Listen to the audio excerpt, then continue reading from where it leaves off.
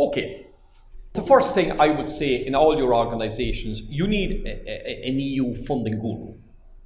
Now, you cannot designate somebody, you're the guru, Somebody has to be driven to do this. It has to be something, it has to be something inside, especially some young person that's trying to prove themselves or, it's really exciting work. Understanding that whole cycle there, and it's forever changing, and you'll never get bored doing it anyway. So you can't be kind of saying it's the managing director or the CEO's job. I usually think it's somebody, not that you have time in their hand, they have to have the attitude, the kind of hunger for it.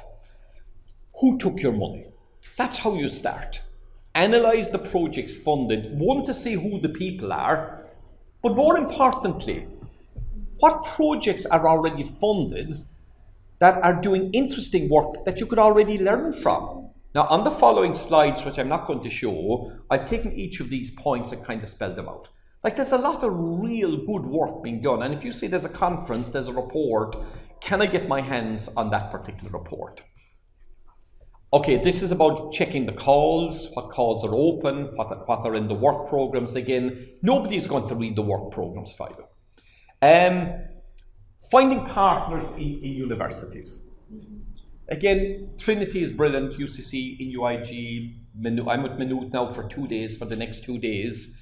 These people are so interested. I met somebody in Karlsruhe 3 or 4 weeks ago, and he said, I'm bored of it, he says. I just write a proposal and I get the funding. Just a procedure at this stage. There's some people in there, they just do it. They've been at it, this guy's been at it for 20, 25 years, so that's why you analyze this one here. Some people find this so simple, and if they're in there, then you're tagging on their coattails, because it's not your job. They have all these kind of resources to write the proposals. Now, you must learn the process. Filling in the forms, checking and when they give you, when I'm looking for a partner, and I send you an email, could you fill in your name, email, could you just write half a page, and I don't hear from you, you will never again get an email from me. So when you're invited into a proposal, and if the proposal is rejected and not funded, but they remember, wow, you did a brilliant job, they'll be on to you again the next time. So a rejected proposal is never a failure. It's a way of impressing the partners and so on. So producing good quality documentation, that's why they loved us in the proposal. They got the stuff the following a day earlier than they expected and so on. Utilize all the services at university level, at national level, European level. There's a ton of support services out there. And finally, then become an evaluator. That's probably the best training course. So I think that's a nice summary of where we should go, and that's why the course website is there to show you what's in there. So what's the dream? Funding something you want to do anyway. Now, you see, the problem I found, especially with companies, I used to meet small companies, and a big project was €10,000 and they were doing nicely, they were winning these projects, and suddenly I introduced them to a €200,000 project. They said, to hell with that old boring stuff we were doing, let's hunt them with European money. They get the European money and their business falls to the side.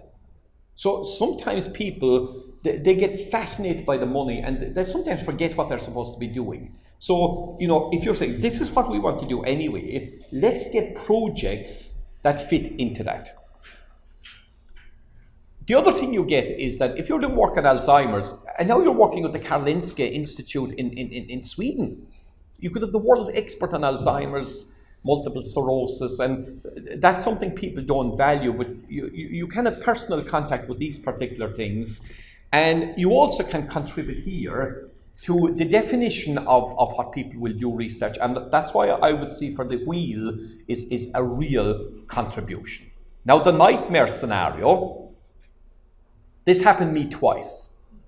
People loved having me in their proposals.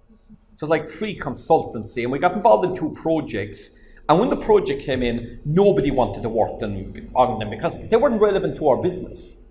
They were nightmares. Now, the money was very good, but it was a nightmare for 3 years. And so whenever you hear somebody complaining about Brussels bureaucracy, it means they just went after the money. and they got stuff that wasn't relevant to them. But if somebody gives you €300,000 and they ask you to fill in a few forums, that's not a bad deal. But if that's a nightmare, it means that the work isn't relevant. And the other thing is you could get bad partners, non-functioning partners. So picking partners is a real thing. And I think that's why joining networks, you can see who's a worker and who's not a worker. And what you should always be trying to do is you're an ambassador for your organization. So you're always trying to promote yourself as the dream partner in a project.